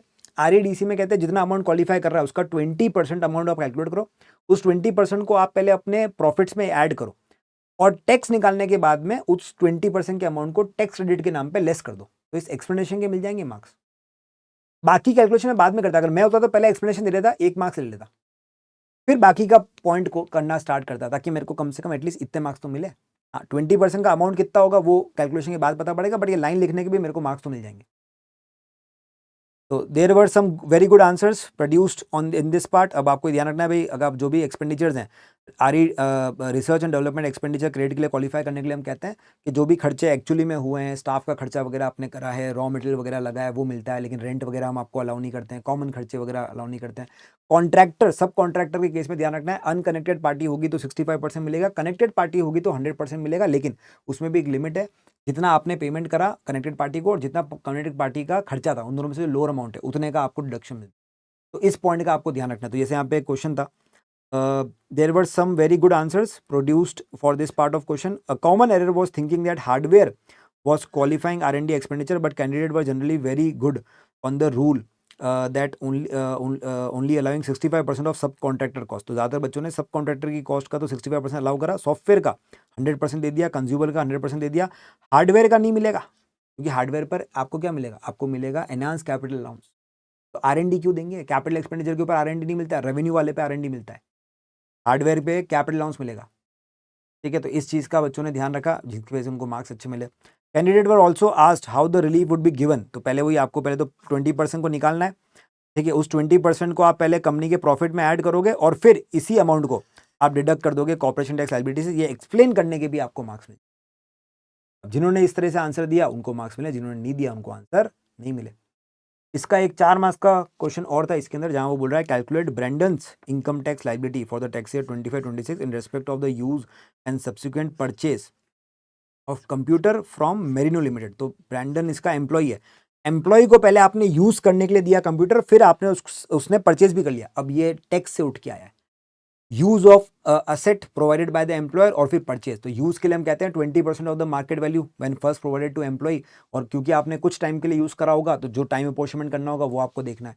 फिर जब परचेज करोगे तो परचेज के केस में कहते हैं कि हायर ऑफ, यहाँ पर हायर ऑफ लेना है आपको। पहला जो करंट मार्केट वैल्यू है माइनस अमाउंट पेड, आपने कुछ पे करा तो, या second original market value minus amount already taxed, जो बेनिफिट के नाम पे टैक्स हो चुका है वो लेस करो, माइनस अमाउंट पेड अगर कुछ पे करा है तो। इन दोनों में से जो हायर अमाउंट होता है उसको अपन लेके चलते। तो इस बात का अपने को ध्यान रखना। वही in this part of the question lot of candidates were able to calculate the annual benefit of the computer and then correctly apportion it to 6 months use, क्योंकि करंट ईयर में यूज आपने 6 महीने के लिए कराया तो आपको अपोर्शनमेंट करना पड़ेगा। The benefit arising from the sale of the computer was not so well understood. Most candidate thought this benefit was the market value at the time less any amount paid. ये तो सही है, but सिर्फ ये नहीं होता है। However, the correct benefit is actually higher of market value at the time of sell compared to the market value when first provided less amount taxed as benefit. वही market value at the time minus जो आपने amount पे करा है ये amount, या फिर जो ओरिजिनल मार्केट वैल्यू थी minus amount taxed as benefit, इन दोनों में से जो हायर आएगा वो अमाउंट को आप बेनिफिट मांगे चलते हो। कुछ बच्चों ने यहाँ पे गलती करी। तो finally the question asked for income tax liability for the year. तो आपने बेनिफिट निकाला, बेनिफिट निकालने के बाद में आपने इस बेनिफिट के ऊपर टैक्स निकाल दिया, ठीक है, बेनिफिट को ऐड करा, फिर ब्रैंडन की इनकम टैक्स की लाइबिलिटी भी निकाल दी, ठीक है। तो frequently finally the question asked for income tax liability for the year in respect of computer, and it was good to see candidates concluding their answers by calculating the tax on the benefit they had just arrived. अब इसमें अगर ये high rate tax पर होगा तो directly 40% पे tax लग जाएगा, बट बेनिफिट है तो क्लास 1A वगैरह भी अगर बोलता है, यहाँ पे सिर्फ इनकम टैक्स बोला तो इनकम टैक्स निकालेंगे, अगर वो टैक्सेस बोलता तो मैं क्लास 1A का NIC भी निकालता यहाँ, ठीक है साहब। तो ये हमारे सामने एग्जामिन रिपोर्ट थी। इन्होंने वो कंक्लूजन दिया है लास्ट में, performance in the above question was mixed, some candidates producing comprehensive, well considered, well presented answers to most question parts, but with others clearly struggling with the aspects of technical knowledge, application, professional skills, or time management skills. In broad terms, candidates who are successful at ATX UK are generally able to demonstrate competence and proficiency in the following 4 key areas. पहला, they have sufficient and precise knowledge of the rules within ATX syllabus and brought forward from text. तो text के syllabus की भी knowledge चाहिए और ATS के new points की भी सिलेबस चाहिए।